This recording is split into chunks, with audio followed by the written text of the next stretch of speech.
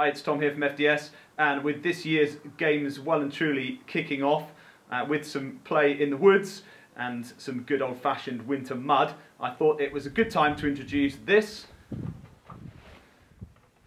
Now, this has been named the Blaster Cozy, and as you can see, that is a camouflage cover for a Vector Strife. Obviously, you can tailor them to different things. I thought I'd show you how it works.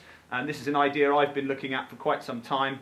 I've been thinking about it for years, really. With the British weather being the way it is, it's worth having something to protect your blaster. And also, the beauty of this means that you can have a nice loud paint job for those public games and places where you want to be nice and safe. And then if you want to go for the full-on military woods ball kind of look, you can just change out your stock and you can put your cover on and you're good to go. Obviously, you could make these in bright colours. If you are a fan of Noob Black, and you have lots of nude black, you could make a nice bright pink cover for your blaster, but that's still not as legal as having it in the correct colours to begin with.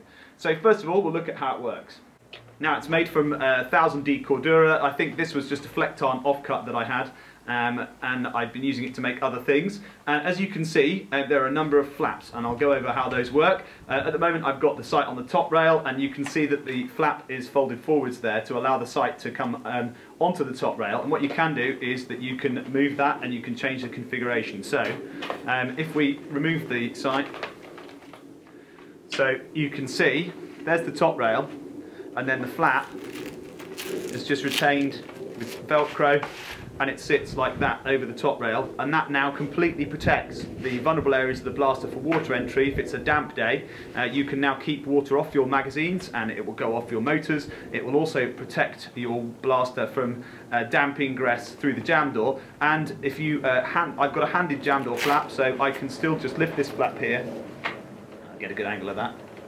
I can just lift the flap like that, and I can reach the jam door. Now I've got a slightly different jam door on this blaster, in that mine has got a half access cut out. A lot of the time people don't put the jam doors back onto these, so it also keeps dust out as well. It's based off of the cases that they fit to TV cameras and video cameras that obviously allow you to protect the equipment inside. Now, to remove the cover, all you have to do is undo the strap, which is over here on the bottom. That's the only really rigid retaining piece on there. It's just the strap under the back of the stock.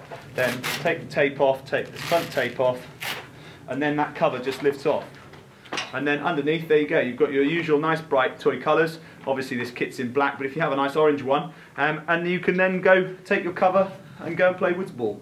Now the other thing is, obviously there's a hand cover on this, so as it's fitted to the blaster, it does offer you some hand protection, and you could obviously extend that if you wanted to cover a larger area of your hand, and you could also add a nice fleece liner on the inside to give yourself like a woolly glove, like they fit to motorcycle handlebars in winter. So there's virtually no limits about what you could do with this. You could make it any colour you like, and you can alter the shapes. You just have to make the template first. The other thing worth noting about this is that obviously at the bottom here it's split so that it doesn't interfere with loading, and you can load just as easily as you would normally. Magazine in, magazine out, magazine in, magazine out. And obviously the mag release, I've just got a little extended mag release in there. You can fit whatever mag release you're comfortable with, and you can just push your finger forwards. And you can't you can't normally get your hand up inside very easily anyway on the Vector kit. But if it's a regular Strife, obviously you can just alter the cut to suit how you want it. But I found that that is no more difficult to reload. I'm not even looking at it. If you like the look of this and you think, wow, that's a really useful idea, I could make use of that, where can I get one? I have no plans to produce this at the moment, so if you do like the look of these, I may be persuaded to make the odd one as a one-off.